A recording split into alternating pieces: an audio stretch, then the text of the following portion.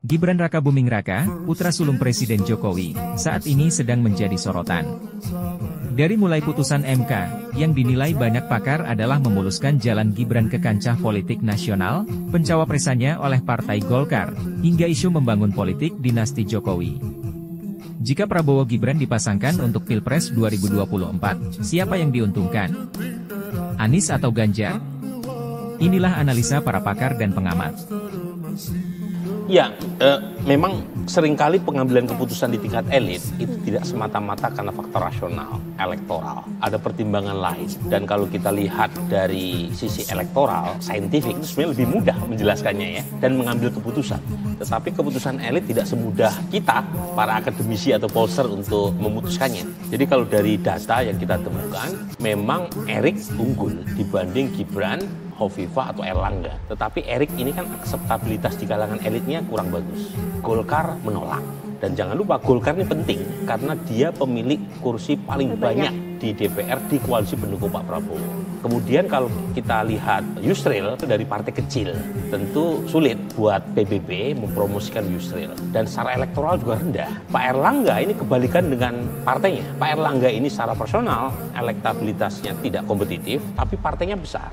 Hovifah, dia ini menjadi gubernur di provinsi yang menjadi battleground, di mana Pak Prabowo 2 kali kalah di Jawa Timur. Saat yang sama, beliau ketua muslimat NU. Tetapi elektabilitasnya belum begitu brilian, mungkin karena belum bekerja secara sistematik.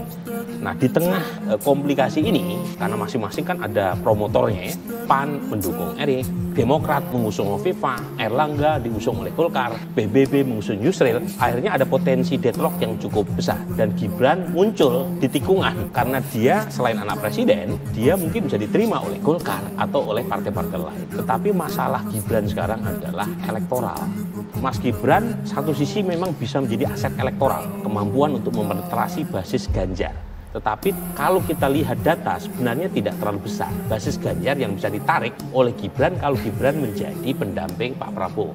Tapi saat yang sama Pak Prabowo harus tanda kutip mempertimbangkan dampak negatifnya secara elektoral karena basis pendukung Pak Prabowo 56% itu dari basis lama, yaitu mereka yang cenderung tidak puas terhadap kinerja Pak Jokowi untuk tidak mengatakan anti. Kalau kemudian putranya Pak Jokowi menjadi pendamping Pak Prabowo, lumayan banyak itu pemilih Pak Prabowo lama yang lari, dan larinya ke siapa? Ke Anies. Makanya saya selalu mengatakan Prabowo Gibran ini merugikan Ganjar, menguntungkan Anies. Nah, ini yang kemudian menurut saya ya harus tepat. Tapi kalau kemudian pertanyaannya siapa? Saya tidak tahu ya.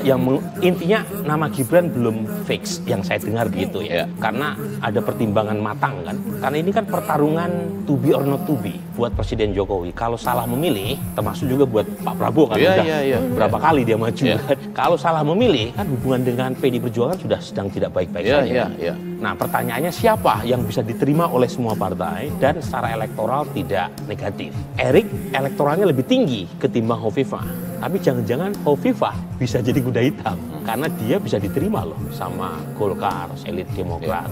Tinggal Pak Jokowi juga sama Pak Prabowo. Kira-kira siapa? Jadi kompleks memang. Saya sendiri bisa memaklumi ya Bang Effendi ya. Kalau ternyata kalau jadi politisi memang tidak semudah kita kalau ngajar di kelas gitu. Saya agak pelan-pelan, mudah-mudahan waktunya cukup karena ini betul-betul persoalan yang rumit. Sedang kita coba sistemisasi dan coba sederhanakan. Saya ingat 2017 posisi Burhanuddin tadi di situ membawa acara di sini, ada saya di sini juga, Pilkada DKI Jakarta. Kurang lebih jam 14.30 14.40 ya, sudah masuk angka 66%. Indriarto kali yang bawa acara. Nanya ke Burhanuddin tadi waktu itu, berani nggak menyimpulkan data baru 66%? Burhanuddin tadi bilang belum berani. Terlalu hati-hati saya. Terlalu ya. Nanya ke saya punya riset kualitatif tentang DKI Jakarta. Jadi waktu ditanya ke saya yang bilang Jakarta akan punya gubernur baru. Ingat ya waktu itu ya. Mudah-mudahan ini di 2024 ini juga analisis ini sekarang kita dengar apa yang ada di lapangan, yaitu nanti akan ada Rapimnas Golkar, kemudian Gibran akan masuk menjadi salah satu waketum.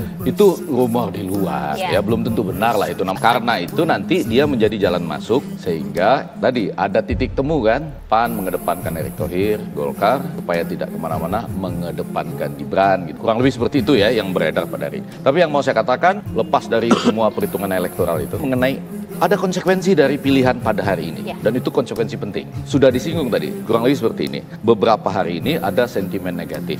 di seluruh Indonesia, paling tidak tercermin dari media arus utama maupun media daring dan media sosial. Semuanya. Bahwa keputusan MK ini bersifat mengutip hakim MK sendiri di luar nalar dan lain-lain. Nah, karena itu yang perlu dikhawatirkan adalah kalau pilihan ini adalah pilihan ke Gibran, kan Gibran nih kan pokok persoalan yang menjadi sentimen negatif tadi dikaitkan dengan dinasti dan segala macam, maka sebetulnya yang diuntungkan langsung itu adalah koalisi perubahan. Betul nggak dari itu? Sementara yang di tengah-tengah yaitu Ganjar dan Mahfud MD, dua orang-orang yang dianggap orang baik, menyapa orang baik gitu kan semboyannya itu ya. Begitu ya. Itu mereka jadi serba ragu. Serba ragu begini nih, mau bilang perbaikan karena sudah tidak bisa lagi menyatakan meneruskan sepenuhnya Pak Jokowi, kan sedang ada masalah tadi katanya, sedang tidak baik-baik saja. Mau bilang perbaikan, orang bilang mendingan perubahannya sekalian. Sudah kalau Anda taruh di kutub, terserah Anda mau taruh kutub kanan atau kiri, perubahan misalnya.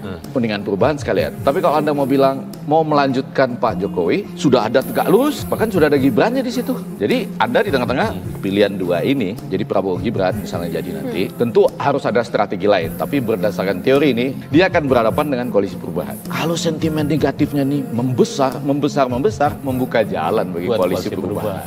Saya agak sederhana menyatakan begini.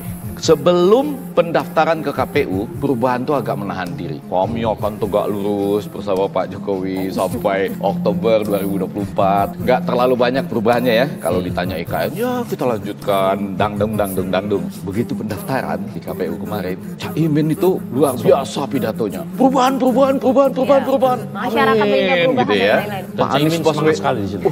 Semangat. Terus Anies Baswedan itu antara lain mengatakan kita akan maju, terutama ya bagi yang pesimis, mohon maaf Anda kecewa. Lebih daripada itu menyatakan bahwa kami akan memperbaiki, menegakkan kembali kewarasan pemerintahan. Berarti selama ini ada yang kurang waras dalam kalau Anda menegakkan kewarasan, ada yang agak kurang waras. Jadi maksud saya coba bayangkan nih 13 November penetapan capres dan cawapres. 14 November ada pengundian nomor urut 1, 2 dan 3. Di situ keluarlah semua perubahan itu tanpa bisa ditahan lagi, betul nggak? Kampanye di mana-mana. Bagaimana Pak Presiden, Pak Wakil Presiden tentang ibu kota negara kita? Ada lagi loh, variabelnya sudah lebih berubah lagi. Dan kalau misalnya Gibran menjadi pendamping Pak Prabowo, kartu itu hidup terkait dengan isu politik dinasti sampai putaran. Jadi begitu ada memilih ini, harus dinasti politik. Walaupun sebetulnya dinasti politik itu ada hak asasinya di dunia. Gibran tuh bisa nanya, kalau saya anak presiden, kenapa saya nggak bisa maju? Kalau orang sudah boleh memilih, boleh dipilih. Tapi nggak ada presidensial threshold. Sehingga Gibran ini ketika haknya untuk maju diakui, lepas dari relativitas dinasti politik. Tapi ada anak muda lain juga bisa. Oh enggak, ini sangat sensitif kalau pada hari-hari ini. Jadi ada dua isu. Isu yang pertama, seleksi itu adalah oleh partai politik. Dan kita sepakat. Barikade yang pertama. Karena kalau dalam sistem presidensial, seharusnya tanpa melalui partai pun bisa.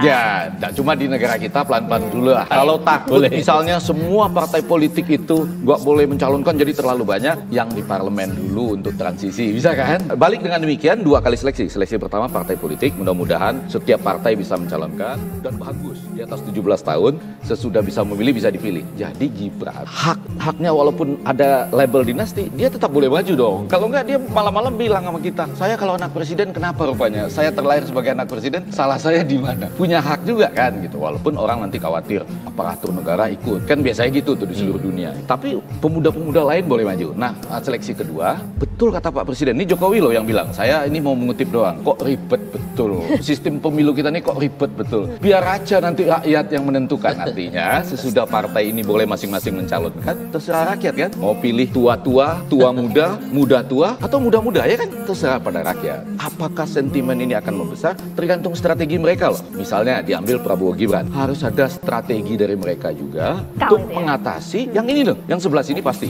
Sekarang belum, baru periksa kesehatan. Begitu nanti sudah ditetapkan sebagai peserta pemilu dan dapat nomor undian, nggak terbendung itu perubahan.